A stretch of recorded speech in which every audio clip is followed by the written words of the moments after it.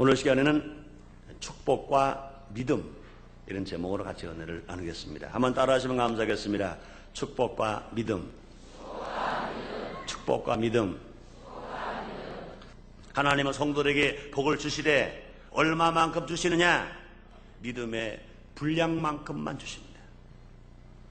오늘날 이 세상은 예수님의 당시와 마찬가지로 믿음이 식어져가는 세상이 되었습니다. 아주 안타까운 일입니다. 5년 전의 믿음보다 식어졌습니다. 10년 전의 믿음보다 식어졌습니다. 이 땅에 복음이 처음 들어올 때 뜨거운 신앙보다도 오히려 식어졌습니다. 예수님은 그 당시의 시대상을 보시고 믿음이 없고 패역한 세대여 하고 꾸짖으셨습니다. 그처럼 오늘날도 신령과 믿음이 없고 불신이 가득 찬 사회 속에서 사람들은 동료이거나 형제이거나 간에 서로 의심하면서 살아가고 있습니다. 하나님께 대한 믿음은커녕 사람들 간에도 믿음이 없어져 안타까운 일이 얼마나 많은지 모릅니다. 믿음이 없으면 삶에 안정이 없습니다. 믿음이 없으면 질서가 없습니다. 믿음이 없으면 기쁨이 없습니다. 믿음이 없으면 행복이 있을 수 없습니다. 우리는 이 시대에 무엇을 회복해야 할 것이냐? 믿음을 다시 회복해야 할 것입니다. 믿음 없는 사람이 아니라 믿음 있는 사람이 되어야 할 것입니다. 하나님께 대한 믿음은 인간관계의 신령과 신임과 신념의 원천이 됩니다. 사람이 세상 살아가는데 성공적으로 살아가려면 신념이 있어야 됩니다. 신임을 받아야 됩니다. 또 자기 마음속에 무엇이나 자신 있게 할 수 있는 신념, 이것이 있어야 합니다. 그런데 그 신임과 신념과 신념은 어디에 뿌리를 두냐? 하나님을 믿는 그 믿음에 뿌리를 두고 있습니다. 하나님께 대한 믿음이 없으면 그것은 곧 죄가 되고, 사람에게 대한 믿음이 없으면 그것은 곧 미움이 되고 맙니다. 덴마크의 철학자 케에코르는 이렇게 말합니다. 죄의 반대는 선이 아니고 믿음이다. 죄의 반대는 선이 아니고 믿음이다. 그렇게 말합니다. 우리는 하나님께 대한 믿음과 이웃에 대한 믿음을 회복해야 할 것입니다. 믿음 없는 사람이 아니라 믿음이 있는 사람이 되어야 할 것입니다. 그래서 믿음이 있는 가정이 되고, 믿음이 있는 교회가 되고, 믿음이 있는 직장이 되고, 믿음이 있는 사회가 될 때 우리는 모두 알아 행복한 삶을 살아갈 수 있습니다. 하나님의 사랑을 바르며 은혜를 바르며 복을 바르며 나눠주면서 베풀어주면서 살아갈 것입니다. 주님 말씀하십니다. 의인은 믿음으로 말미암아 사느니라 말씀하십니다. 오늘 시간에 축복과 믿음, 이런 제목으로 함께 은혜를 나누길 원합니다. 첫째로 믿음을 키우는 방법에 대해서 알아보겠습니다. 믿음이 축복인 것을 아는 사람들은 믿음을 키우기 위해서, 믿음을 가지기 위해서 고민하는 사람들이 많습니다. 이건 얼마나 또 다행스러운 일인지 모릅니다. 그런데 믿음은 저절로 커지는 것이 아닙니다. 나무를 심었으면 물을 줘야 되고 거름을 주어야 더 잘 크는 것처럼 믿음도 물을 주고 거름도 많이 줘야 할 것입니다. 그것이 무엇이냐? 성령과 말씀으로 믿음을 키울 수 있다는 것입니다. 성령은 물입니다. 말씀은 거름입니다. 그러므로 성도가 성령 충만하고 말씀에 충만하면 믿음은 계속 성장할 수 있습니다. 계속 자랄 수 있습니다. 계속 커질 수 있습니다. 성숙한 신자가 될 수 있습니다. 열매 맺는 신자가 될 수 있습니다. 나무에 물을 주고 나무에 거름을 줘야 그 나무가 크게 성장해서 많은 열매를 맺는 것처럼 우리의 믿음에 성령에 물을 주고 말씀에 거름을 나눠주면 우리 신앙이 성장해서 성령의 열매도 맺을 수 있고 하나님의 사랑과 축복 가운데 하늘말에 형통할 수 있고 절대로 남에게 도움받지 아니하며 도와주면서 항상 머리가리면서 베풀어주면서 살아갈 수가 있게 되는 것입니다. 미국의 유명한 부흥사 D.L. 무디는 어느 날 하나님께 믿음을 달라고 간절히 기도를 했습니다. 그가 생각하기에는요, 그 믿음이 어느 순간에 갑자기 벼락에 떨어지듯이 자기 마음속에 생기겠다, 그런 기대를 했습니다. 그러나 그가 생각한 대로 되지 않았습니다. 믿음은 그렇게 오지 않았습니다. 그런데 어느 날 로마서 10장을 읽는 중에 깨달았습니다. 특히 로마서 10장 17절에서 믿음은 들음에서 나고 들음은 그의 말씀으로 말미암느니라 한 말씀을 읽게 됐습니다. 그때 정신이 번쩍 났습니다. 그때 깨닫게 되었습니다. 그때부터 무디는 기도하기 전에 먼저 성경을 펴서 읽었습니다. 하나님 말씀에, 하나님 음성에 귀를 기울이기 시작했습니다. 그랬더니 믿음이 생겨나고 점점 그 믿음이 자라나게 되어서 유명한 미국의 부흥사가 되었습니다.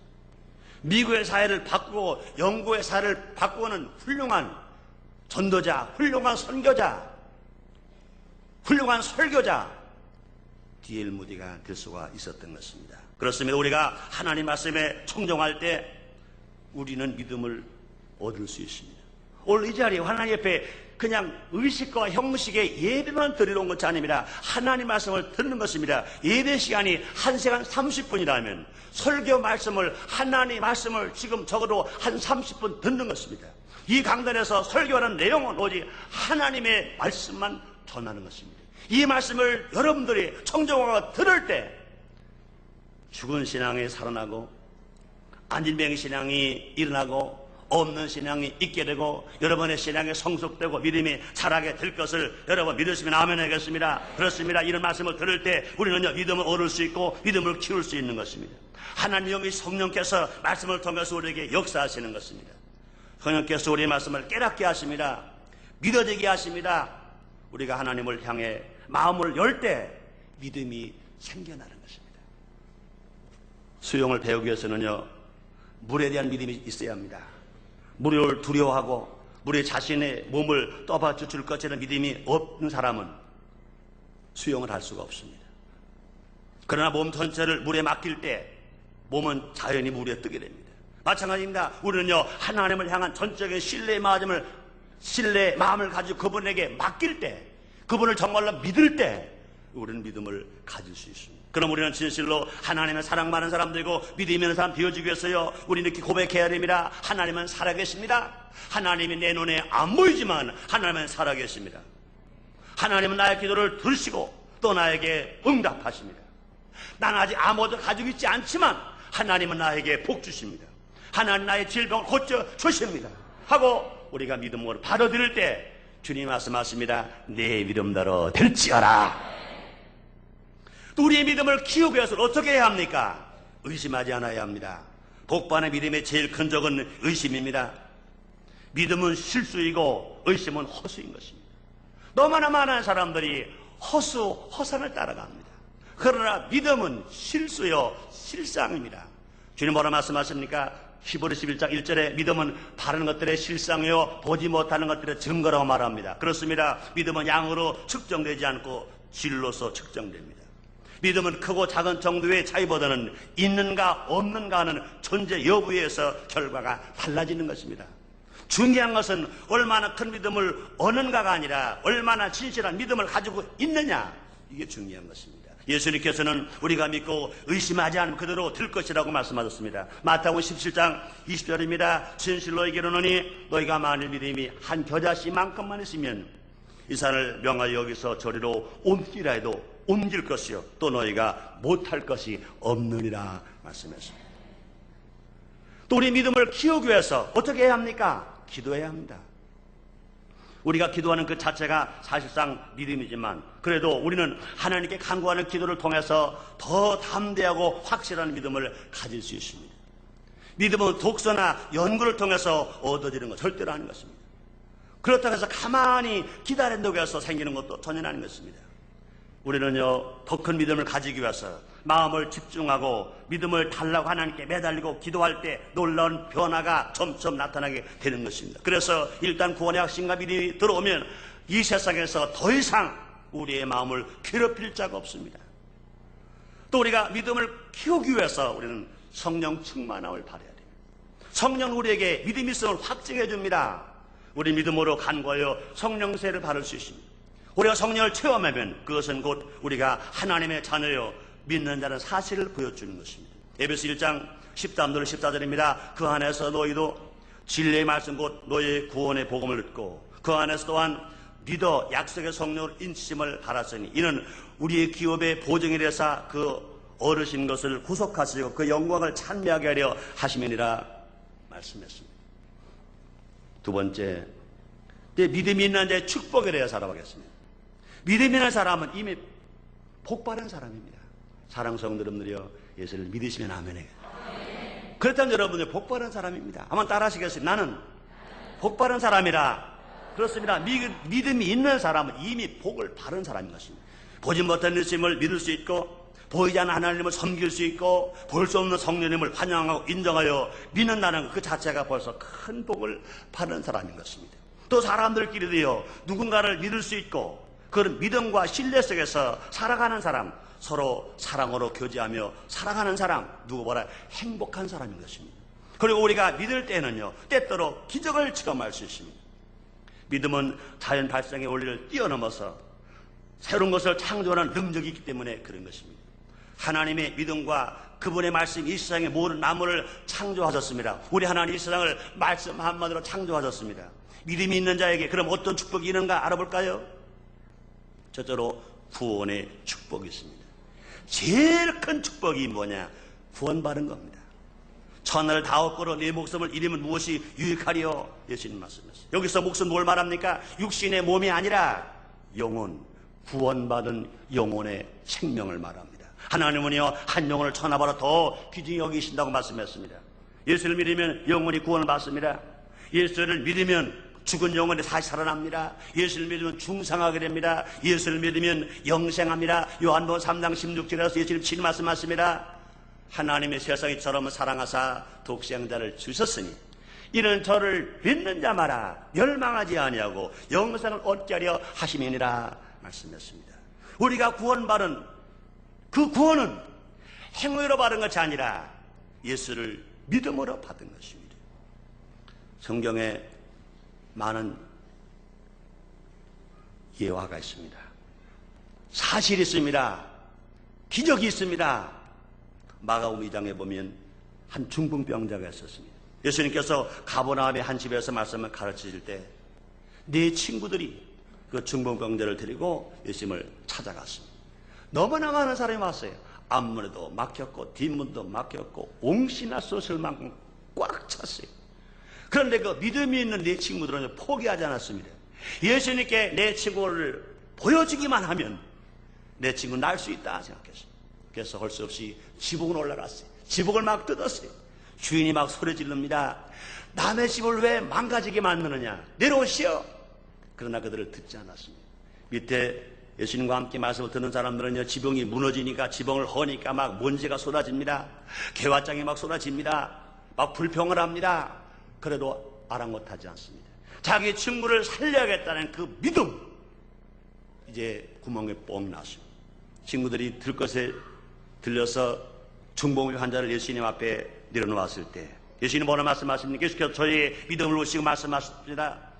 소자야, 네 제사함을 받았느니라 말씀하십니다. 그리고 다시 예수님 말씀하십니다. 일어나 내 상을 가지고 집으로 가라 하시니 중풍병자가 완전히 치료받고 완전히 나아서 걸어갔다고 주님 말씀하십니다.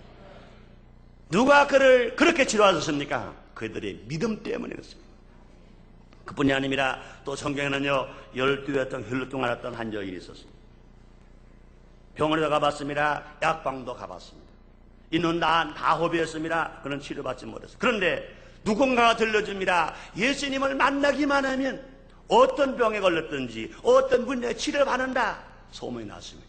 그때 그 여인은요, 소문만 듣고도 믿었습니다.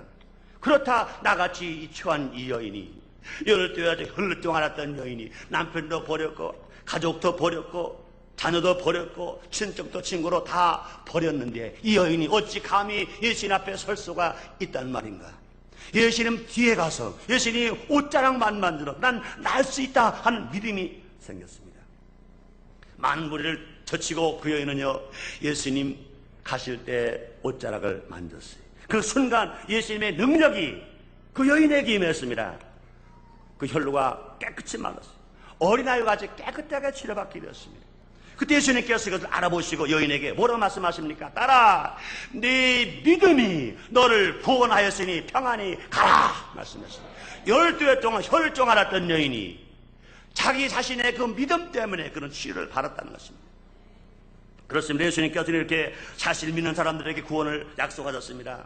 우리는 그리스도를 믿음으로 구원의 축복을 얻게 되었습니다. 그러므로 믿음을 가지고 예수님께 나가는 사람, 우리는 실패당하지 아니하고 날마다 영혼이 잘 될 수 있으며 범사가 잘 될 수 있으며 우리 건강하게 살아갈 수 있습니다. 또 우리가 믿음이란 어떤 축복이 임합니까? 아브라함과 같이 되는 축복을 받습니다. 아브라함은요, 믿음의 복을 받아서 영혼이 낙원에 갔습니다. 아브라함은 건강의 복을 받았습니다. 아브라함은 장수의 복을 받았습니다. 아브라함은 물질로 창대한 축복을 받았습니다. 아브라함은 자손이 복을 받았습니다. 그 시에서 메시아 예수님이 탄생하실 만큼 자손이 복을 받았습니다. 근데 우리가 믿음이 있으면 아브라함과 같이 복을 받을 수 있습니다. 갈라디아서 3장 9절입니다. 믿음으로 말미암은 자는 믿음이는 아브라함과 함께 복을 받느니라 말씀했습니다. 사랑하는 성도 여러분들이여, 아브라함과 같이 복 받기를 정말로 원하시면 아멘 하겠습니다.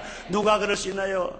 아브라함 같은 믿음이 있는 사람은 믿음으로 말미암아 아브라함과 같이, 아브라함과 함께 복을 받는다고 말합니다. 그렇습니다. 우리는요, 하나님 믿음으로 아브라함같이 하나님의 아들이 되었습니다. 아브라함이 하나님의 전능하심을 믿고 자신의 복과 물질의 복을 얻은 것처럼 우리도 하나님의 약속을 믿음으로 말미암아 풍성을 복을 받아 누리며 살아갈 수 있습니다. 이제 우리에게는요, 모든 저주가 물러가고 성령으로 인한 복이 우리에게 임할 수 있습니다. 갈라디아서 3장 13절 14절에서 바울이 이렇게 말합니다. 그도께서 우리를 위하여 저주를 바른바라사 율법의 저주를 속량하셨으니 기록된 바 나무에 달린 자 마라 저주 아래 있는 자라 하였습니다.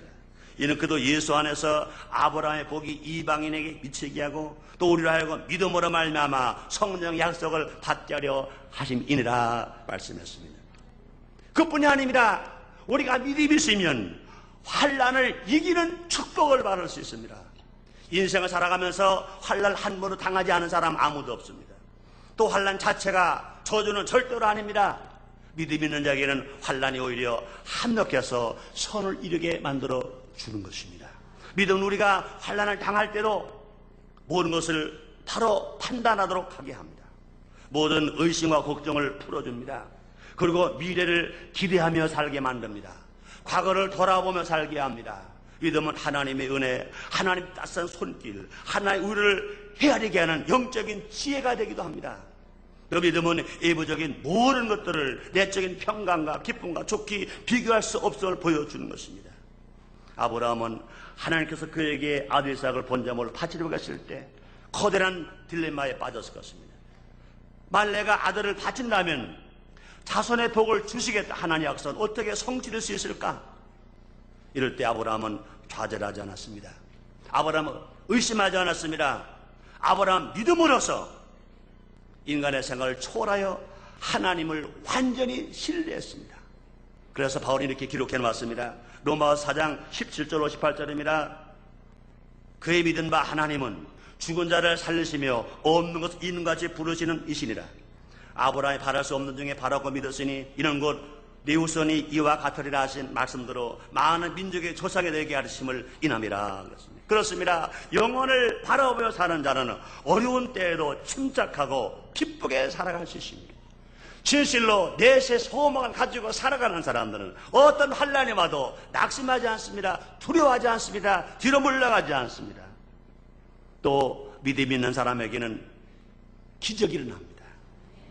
믿음이 큰 자에게 더 많은 기적을 체험하며 살게 만들어 주시는 것입니다. 로마서 8장에 보면 백부장의 믿음이 그 하인을 치료받은 기적이 일어납니다. 백부장은 믿음을 가졌습니다. 예수님께서 가버나움에 가실 때 그 백부장이 자신의 하인을 고쳐주실 것을 예수님께 간청을 했습니다. 그때 예수님께서 고쳐주시겠다 그랬습니다. 네 집으로 가자 그랬습니다. 그때 그 백부장은 예수님이 자기 집에 가시는 것을 극구 만류합니다. 너무 황공하기 때문에 그렇게 말합니다. 주여 내 집에 들어오심을 나는 감당치 못하겠사오니 다만 말씀으로만 하옵소서. 그러면 내 하인이 낫겠사옵나이다. 그러자 예수님께서 그의 믿음을 보고 놀라셨습니다. 그의 소원을 들어주셨습니다. 가라, 네 믿음대로 될지어라 하고 돌아갔더니 중국병에 걸렸던 그 하인이 깨끗하게 즉시에 치료를 받았습니다. 그렇습니다. 사랑 성도 여러분들, 우리 예수님이 어제나 오늘이나 영원토록 동일한 것 믿으시면 아멘 하겠습니다. 세 번째, 이제 마지막으로 믿는 자의 생활에 대하여 알아보겠습니다. 믿음이 있는 자, 믿음이 큰 자는 엄청난 축복을 받는 것을 알았습니다. 이 축복을 우리가 받게 되었습니다. 이제 우리의 생활을 어떻게 살 것인가, 우리의 생활도 바뀌어야 할 것입니다. 믿음 없을 때 생활 보라, 믿음이 있을 때 생활 바뀌어야 할 것입니다. 구원받지 못할 때 생활 보라, 구원받은 후에 생활이 바뀌어져야 할 것입니다. 치료받지 못하고 축복받지 못했을 때 생활 보라, 치료받고 축복을 받은 후에 생활이 바뀌어야 할 것입니다. 우리가 어떻게 살아야 정말로 믿음이 있는 자의 생활인가를 생각해보고, 우리가 어떻게 살아야 할지 스스로 자기 자신이 다짐해 봐야 할 것입니다. 종교개혁자 마르틴 루터는 그 로마서 강해에서 이렇게 말했습니다. 믿음은 반드시 행함으로 나타나지 않을 수 없다는 사실을 밝혀주고 있습니다. 믿음은 우리를 변화시키며 거듭나게 합니다. 믿음은 우리 안에 있는 옛 아담, 즉 죄를 죽이고 우리로 하여금 마음과 영혼에 있어서 완전히 딴 사람이 되게 만들어줍니다. 성령이 임재하게 하십니다. 하나님의 영이 거하시는 성전으로 만들어주십니다. 그럼 우리는 이제 하나님을 믿음으로써 우리의 삶의 방법이 바뀌어져야 됩니다. 우리의 사는 방법이 달라져야 된다는 것입니다. 어떻게 달라져야 할까요? 하나님의 살아계심을 믿고 그 하나님 말씀을 따라 실천하고 살려고 노력해야 합니다. 실천하고 살려고 애를 써야 합니다. 믿음 먼저 하나님께서 살아계시는 사실을 믿어야 합니다. 그분은 더 이상 우리를 떠나서 멀리 계신 분이 아니라 지금 성령으로 이 자리에 우리와 함께 계신 분입니다. 우리와 함께 계신 분인 것입니다. 우리가 예배를 드리는 것은요, 이러한 하나님을 믿기 때문에 이렇게 주일 성수하며 예배를 드리는 것입니다. 살아계신 하나님은 우리에게 다가오셔서 명령하십니다. 너희는 서로 사랑하라. 이웃을 내 몸처럼 사랑하라. 주라 그러면 줄 것이니 곧 누르고 흔들어 넘치도록 너에게 도로 안기추리라 말씀하십니다. 우리 명령을 따라서 살아가야 합니다. 이 명령을 우리는 못 들은 척하면 안 됩니다. 이 명령을 들어야 합니다. 이 명령에 실천하면서 살아가야 진실로 믿음 있는 자의 삶인 것입니다. 이렇게 살아가는 사람들에게 하나님 우리에게 더 큰 믿음 주시고 더 큰 은혜 주시고 우리의 피로 말아 세워주시는 것입니다. 또 믿음 있는 생은 어떻게 살아가야 합니까?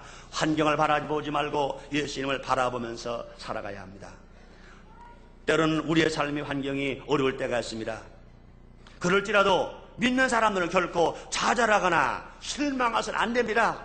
비록 눈에 아무 증거 안 보이고 귀에 소리 아무 소리 안 들려도 손에 아무것도 안 잡히고 내 앞길이 칠같이 어두워도 예수님을 믿는 믿음으로 모든 것이 합력하여 선을 이루게 될 것이다 기대하면서 더 적극적으로 살아가야 합니다. 우리의 말이 바뀌어야 합니다. 우리의 생각이 바뀌어야 합니다. 할 수 없다가 아니라 할 수 있다, 하면 된다, 해보자 하고 살아가야 할 것입니다. 부정적인 마음이 아니라 긍정적인 마음으로 나도 할 수 있다 하는 자신감을 가지고 살아갈 것입니다. 그럴 때 안 되는 일도 되게 하시고 성령을 통해 하나님의 영광이 계속 나타나게 될 것입니다. 그뿐이 아닙니다. 밝은 미래를 꿈꾸며 살아가야 할 것입니다. 히브리서 11장 1절에 말씀합니다. 믿음은 다른 것들의 실상이요 보지 못하는 것들의 증거니 말씀했습니다. 믿음은 내일을 희망적으로 바라봐야 합니다. 우리가 믿음으로 바라보는 것은 조만간에 우리의 것이 되고 말 것인 것입니다. 믿음은 아직 이루어지지 않은 것을 가진 것처럼 선포하고 주장하는 것, 이것이 믿음인 것입니다. 어린아이는 태어나기 전에 엄마 뱃속에서 10개월 동안 보호됩니다. 그 후에 기간에 차면 세상에 나와서 모르는 사람들에게 기쁨을 선사합니다. 이와 마찬가지로 우리가 잉태한 믿음도 때가 차면 현실적으로 이루어지게 될 것입니다. 우리의 커다란 기쁨과 축복이 되게 만들어 주는 것입니다. 그러므로 믿음이 있을 때 이런 복이 우리에게 임하는 것입니다. 그럼 우리의 마음을 항상 크게 가지고 네 볼을 깰라 내가 채우리라 말씀하신 것처럼 현재를 바라보지 말고 미래를 바라봐야 합니다. 오늘 봐라 내일 잘 될 것이다. 이번 달 봐라 다음 달 잘 될 것이다. 금남아나 명년 더 잘 될 것이다. 내가 사는 세상보다 내 후손도 잘 될 것이다. 현세보다 내 세가 더 잘 될 것이다. 믿음을 가지고 살아갈 때 주님 말씀하십니다. 내 미름대로 될지어라. 예수님께서 말씀하십니다. 인자가 올 때 세상의 믿음을 보겠느냐? 안타까운 일입니다. 우리는 각자가 나에게 과연 진정한 믿음이 있는가 생각해 봐야 합니다. 그 다음에 믿음을 얻기 위해서 기도하고 말씀을 듣고 하나님께 매어 달려야 할 것입니다. 믿는 자에게는 반드시 축복이 따릅니다. 구원의 복, 물질의 복, 환경을 변화시키는 복, 기적의 복이 임하게 됩니다. 우리가 믿음을 유지하기 위해서는 우리는 믿음을 계속 실천해야 합니다. 하나님 말씀을 듣는 것으로 끝나지 아니고 깨달아야 되고, 깨닫는 것으로 끝나지 아니고 나가 실제로 실천해야 할 것입니다. 그렇습니다. 하나님 말씀대로 살려고 노력하고 긍정적이고 적극적이며 창조적인 마음으로 살아가야 할 것입니다. 그리고 예수님 안에서 모든 것을 할 수 있다 하는 믿음으로 살아갈 때 분명히 좋은 날들이 우리에게 다가오게 될 것입니다. 다시 예수님 말씀하십니다. 갈라디아서 3장 9절입니다. 믿음으로 말미암은 자는 믿음이 있는 아브라함과 함께 복을 받느니라. 기도하겠습니다. 하나님 아버지 감사합니다. 날마다 주님 은혜로 삽니다. 우리 모두 다 믿음 있는 자가 되게 하시고 믿음 있는 아브라함과 함께 복받게 해 주시옵소서. 예수님 이름으로 기도드리옵나이다. 아멘.